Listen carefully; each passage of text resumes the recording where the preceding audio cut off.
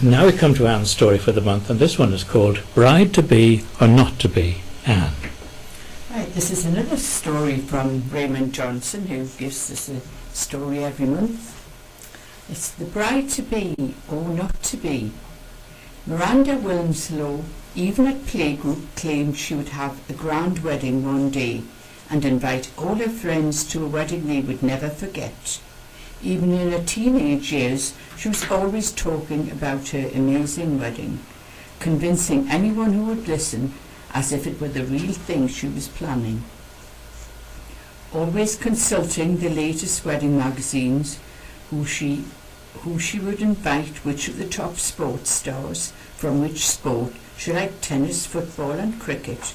That make a good selection, possibly 5 or 6 top MPs.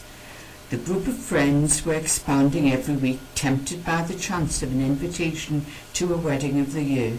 Excitement was building as the weeks rolled by. No place had been chosen for the wedding venue at this stage. Athens had been mentioned, or possibly Honolulu.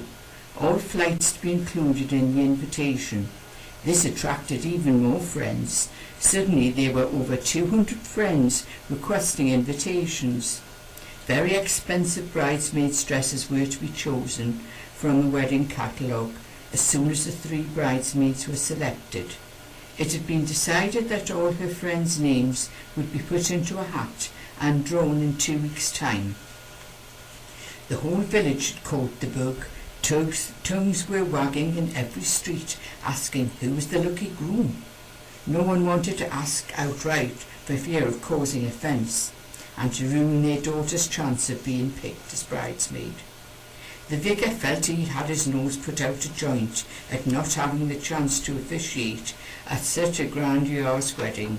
He made his point clear in no uncertain terms to the local congregation, who added their voices had been disappointed at not seeing the spectacle with its array of stars. A wedding gift list had been started in the hope of gaining an invitation.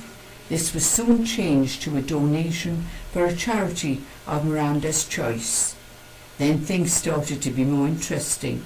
She started boosting her charity, raising funds each week, using raffle prizes to raise extra funds. Every one of the 200 friends had chipped in £10 each per week for 6 weeks to save the bird of paradise from becoming extinct. One of her friends in the crowd started saying, "I would give £1,000 for the chance to be at the wedding." Soon this suggestion had spread like wildfire among friends, emphasising it would be the trip of a lifetime, seeing Honolulu and all the swaying coconut palm trees. Not forgetting the pineapple orchards. What about the hula dancing? This started everyone doing their own versions. Checkbooks were appearing in every part of the room. Soon 200 cheques of £1,000 each had been collected and handed over to Miranda to add to her charity fund. The following week they were handed very lavish hand-printed invitations to the wedding, with instructions to be at Southend for a charter flight to the wedding destination, leaving at 6:45 a.m. Then they started asking questions. "Where is the charter aeroplane?" One of the passengers acted fast, shouting, "The bird of paradise is a flower." Then rang Heathrow Airport to find if there was a flight to Honolulu, and asked if the police could hold up the flight and remove Miranda Winslow and her partner to be charged with fraud. Right.